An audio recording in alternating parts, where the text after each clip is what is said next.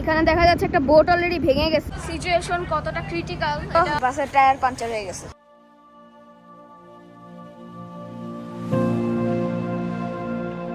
টাঙ্গুয়ার হাওর বাংলাদেশের উত্তর পূর্বাঞ্চলের সুনামগঞ্জে মেঘালয় পাহাড়ের পাদদেশে অবস্থিত প্রকৃতির এক বিষয় এই টাঙ্গুয়ার হাওর। বর্ষায় এটি রূপ নেয় বিশাল জলরাশিতে। জীববৈচিত্র্য, প্রাকৃতিক সৌন্দর্য এবং স্থানীয় মানুষের জীবনযাত্রার এক অনন্য মিলনস্থান এই হাওর। 100 স্কোয়ার কিলোমিটারের এই জায়গাটা বাংলাদেশের দ্বিতীয় বৃহত্তম হাওর। পাশাপাশি এটি বর্তমানে বাংলাদেশের সবচেয়ে ট্রেন্ডিং স্থান। টাঙ্গুয়ার হাওরের সিজন আসলে এটি হয়ে যায় বাংলাদেশের অন্যতম বড় একটি পর্যটন কেন্দ্র। পর্যটকদের আকর্ষণ করে এখন এখানে গড়ে উঠেছে নানা ধরনের হাউসবোট। এই ভিডিওটিতে আমরা ঘুরে দেখব জাদুকাটা নদী, নদী লেক সহ আরও বেশ কিছু স্পট। জানাবো যাবতীয় সব তথ্য, সাথে দেখাবো টাঙ্গুয়ার হাওরের সুন্দর একটি সিনেমাটিক শট। পুরো ভিডিওটি না টেনে সম্পূর্ণ দেখার আমন্ত্রণ রইল। চলুন ক্যামেরার চোখে ঘুরে দেখি টাঙ্গুয়ার হাওরের অপরূপ সৌন্দর্য।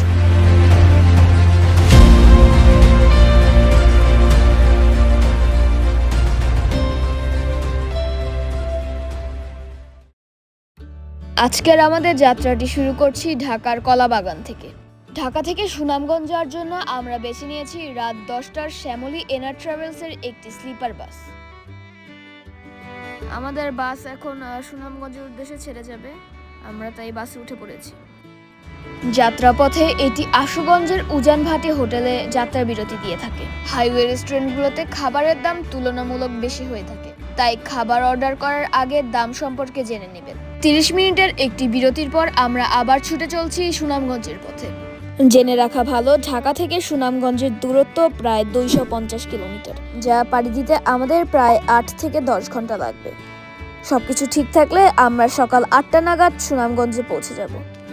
ঢাকা থেকে সুনামগঞ্জের নন এসি বাস আপনি 850 টাকার মধ্যে পেয়ে যাবেন। ঢাকা থেকে সুনামগঞ্জের এসি স্লিপার বাসগুলো আপনি 1300 থেকে 1600 টাকার মধ্যে পেয়ে যাবেন। এভাবে দেখতে দেখতেই আমরা পৌঁছে গেলাম সুনামগঞ্জে। শুভ সকাল।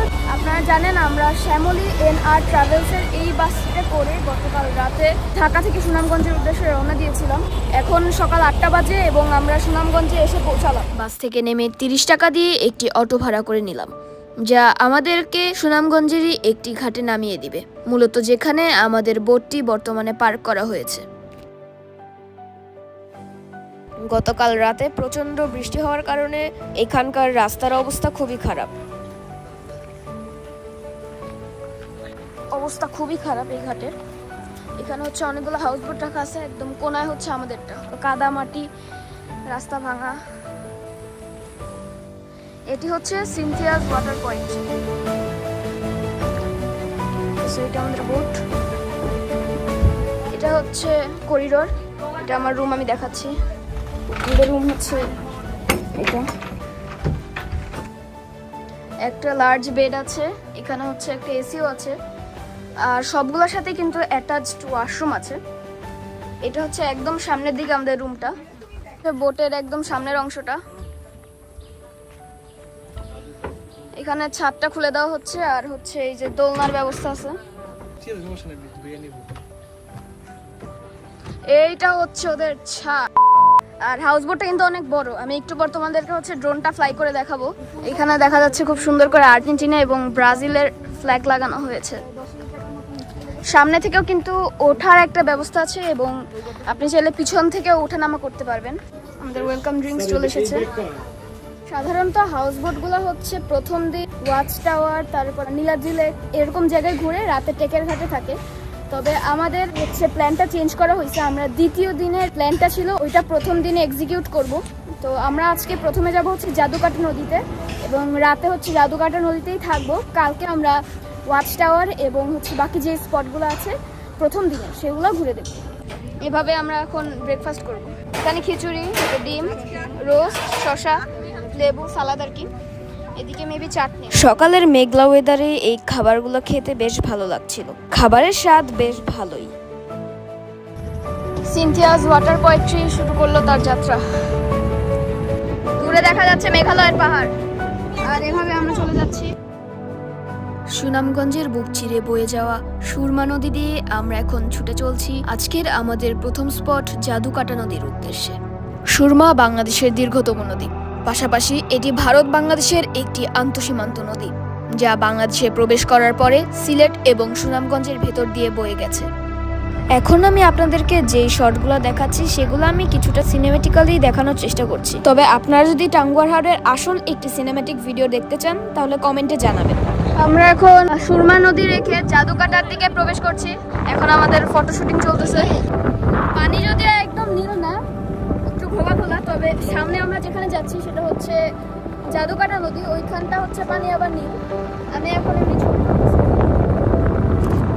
ছাদে থাকাকালীন সময়টা সাবধানে থাকতে হচ্ছিল, কারণ কিছুক্ষণ পরপরই খুব নিচু নিচু ব্রিজ আসছিল যেগুলোতে মাথা নিচু না করলে দুর্ঘটনা ঘটতে পারে। আমরা আসলে যারা বরিশাল লঞ্চে ট্রাভেল করি তারা এরকম একটা ফিল পাই।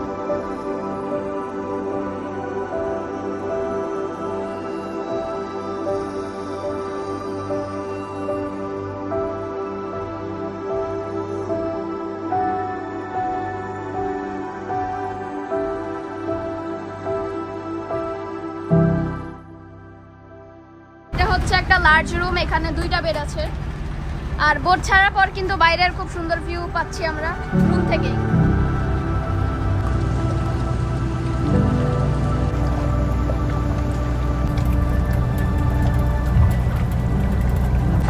এখন দুপুর 2টা এবং আমাদের লাঞ্চ চলে এসেছে। ছাদে প্রচুর রোদ, তাই আমরা এখন লবিতেই লাঞ্চটা সারবো। বন্ধুরা, এই হচ্ছে আমাদের হাউস বোট সিনচাস ওয়াটার পোয়েট্রি, আর এইদিকে আমরা হচ্ছে জাদুকাটা নদীতে প্রবেশ করছি।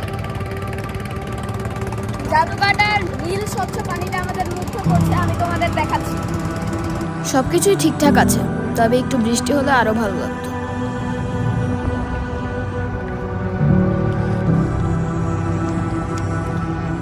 আমরা এখন জাদুকাটা নদীতে আছি এবং আমাদের আজকের প্রথম স্পট বারিক্কা টিলার একদম কাছে।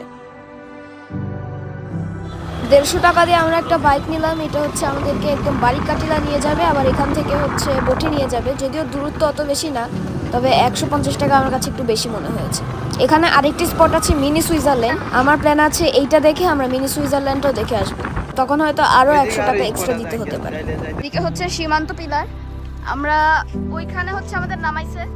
এন্ড এই হচ্ছে আমাদের জাদুকাটা নদী।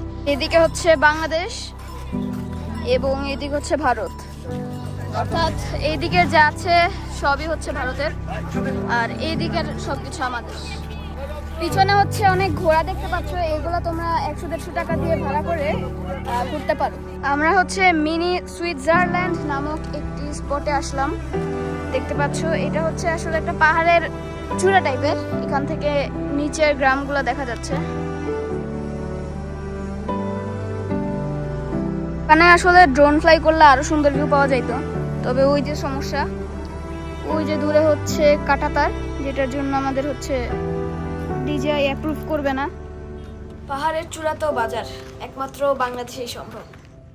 বোট এখন হচ্ছে বারিক্কা টিলার যে ঘাটটা ওইটা ছেড়ে এখন যাচ্ছে হচ্ছে শিমুল বাগানের দিকে। শিমুল বাগানে যাচ্ছি, আজকে একটু রোদ বেশি। হচ্ছে শিমুল বাগানে ঢুকলাম, এটা হচ্ছে ভিতরটা।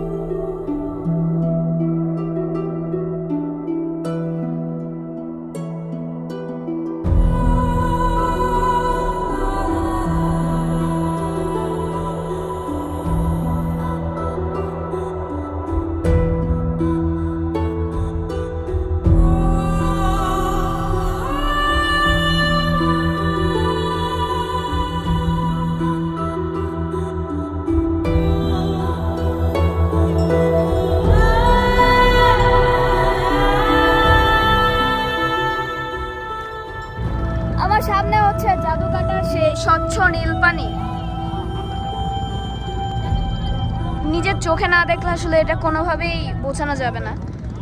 আমরা মাত্র ওই পার থেকে এই পারে আসলাম, যেহেতু আমরা আজকে জাদুকাটা নদীতে গোসল করব।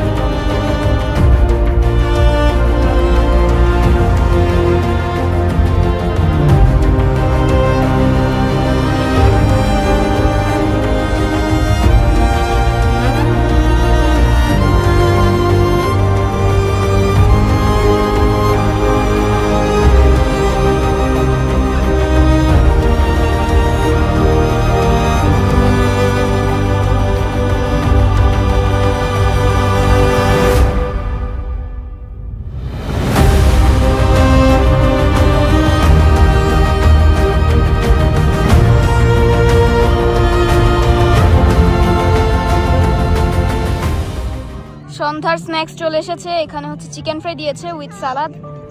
আমরা ছাদে বসে এখন স্ন্যাক্স খাচ্ছি।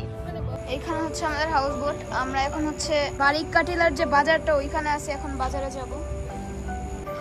এটা হচ্ছে বারিক কাটিলার বাজার। মার্কেটে কিন্তু তোমরা বিভিন্ন ধরনের ইন্ডিয়ান যে জিনিসপত্র আছে সেগুলো পেয়ে যাবে।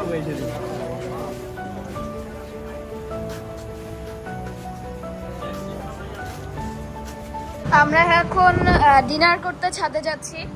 রাত এখন অলমোস্ট প্রায় 10:30। রাতের খাবারটা এক কথায় অসাধারণ ছিল। এই ট্যুরে প্রথম দিনের ডিনারের খাবারটাই আমার সবচেয়ে ভালো লেগেছে। ডে 1-এর গল্প এখানেই শেষ করছি। কালকে সকালে আবার দেখা হবে। শুভরাত্রি।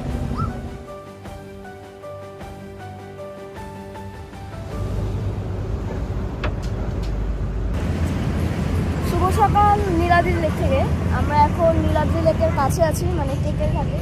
এদিকে হচ্ছে আমার পিছনে হচ্ছে টেকের ঘাট।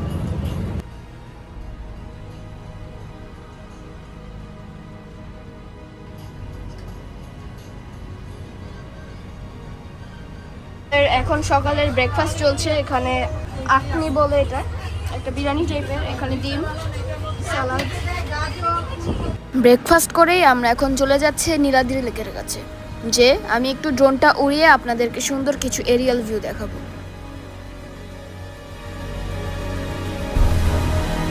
নীলাদ্রি লেক বা শহীদ সিরাজ লেক মেঘালয় সীমান্ত ঘেঁষে টেকের ঘাটে অবস্থিত শহীদ সিরাজ লেক একসময় ছিল চুনা পাথরের খনি। 1940 সালে এখানে চুনাপাথর উত্তোলন শুরু হয়, যা ছাতকের সিমেন্ট কারখানায় পাঠানো হতো। দীর্ঘদিন খনন শেষে 1996 সালে প্রকল্পটি বন্ধ হয়ে যায়। মুক্তিযোদ্ধা সিরাজুল ইসলামের স্মৃতিতে এই লেকের নাম রাখা হয় শহীদ সিরাজ লেক। 1971 সালের মুক্তিযুদ্ধে তিনি বীরত্বের সাথে লড়াই করে শহীদ হন। প্রকৃতির অপরূপ সৌন্দর্য আর মুক্তিযুদ্ধের গৌরবময় ইতিহাস দুইয়ের মিলনস্থল এই শহীদ সিরাজ লেক বা নীলাদ্রি লেক।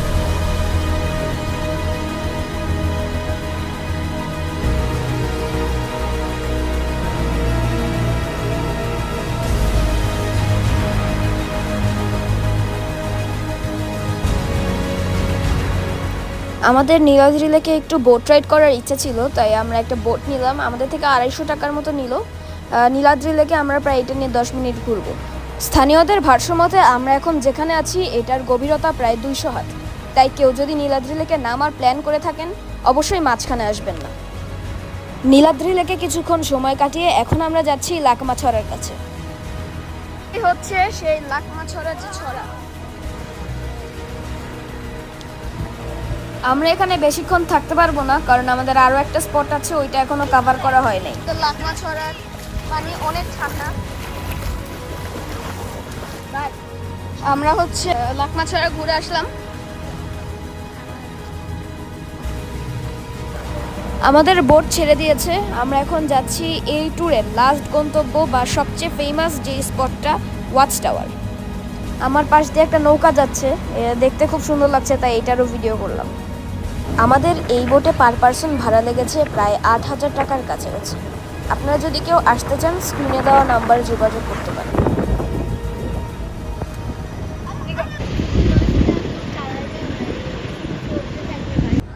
আমরা এখন হচ্ছে ওয়াচ টাওয়ার চলে আসছি। ওই যে দেখতে পাচ্ছ আমাদের ওয়াচ টাওয়ারটা, এই যে এখানে হচ্ছে অনেকগুলো হিজল গাছ অর্থাৎ হিজল বন।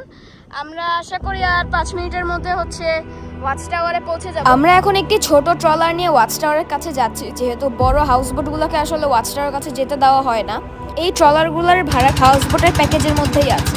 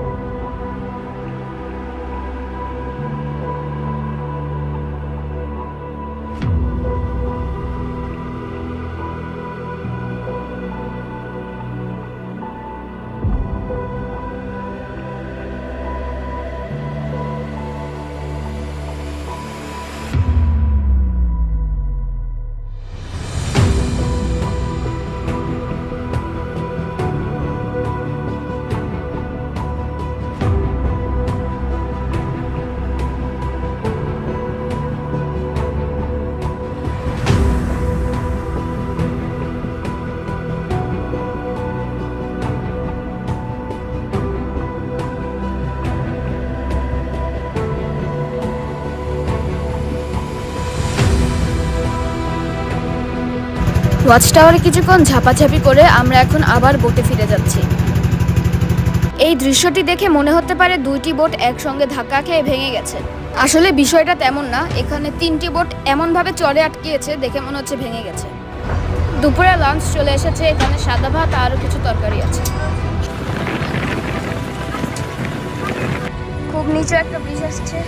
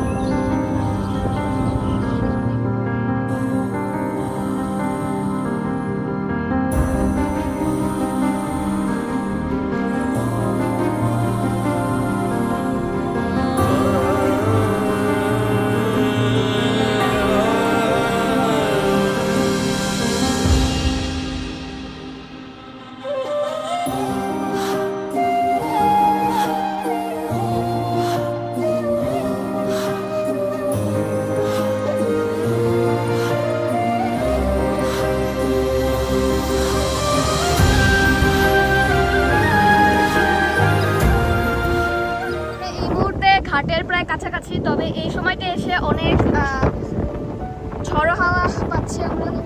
একটু আগে আরো বেশি ছিল।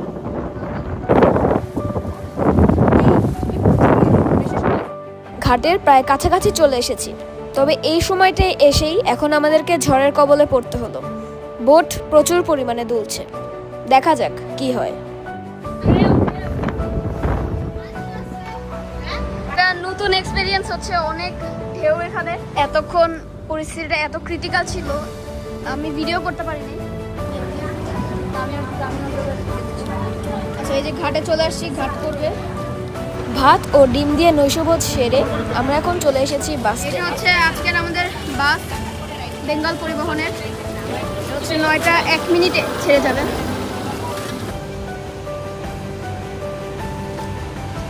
বারবারই বলতেছিলাম আসলে বাসটা খুব রাফলি চালাচ্ছে, শেষ পর্যন্ত বাসের টায়ার পাঞ্চার হয়ে গেছে। আজকের ভিডিও এই পর্যন্তই। যদি ভালো লেগে থাকে লাইক এবং সাবস্ক্রাইব করে দিন। আজকে এখানে বিদায় নিচ্ছি। আল্লাহ হাফেজ।